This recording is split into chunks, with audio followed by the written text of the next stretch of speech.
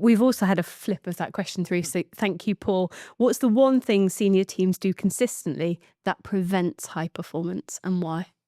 Such a good question. And I'm glad we're introducing that now, because I think it gets right to the heart of the kind of starting place for the soul that we're going to talk about.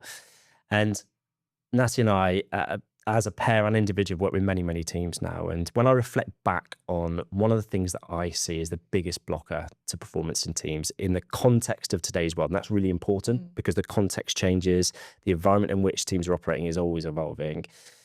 It's the inability or unwillingness to tell the truth. So what does that look like? Very recently, I worked with a team, and before we go and do any work with any teams, we'll typically do a form of discovery. We'll have conversations about what's your experience being in part of this team, what do you notice, etc.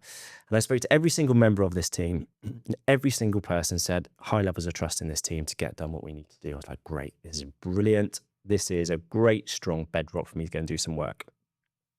And worked with the team on a specific day and asked the question again. So I want you to stand to the right if you've got high levels of trust in this team, and stand to the left if you don't.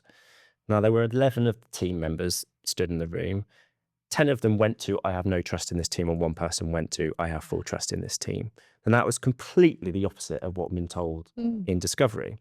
And so that was the starting place. It's okay, let's tell the truth on what's going on, because when you can't tell the truth, you build a foundation which is incredibly vulnerable. Yes, you can build an element of performance based on those foundations, but the moment any pressure hits or any turmoil or any challenging situations occur, often the team will fold in on itself because those foundations of trust they don't exist. So you can't go on to build soul and all these other things we're going to talk about unless you've earned the right to do so if you're telling the truth in the first place. Really nice.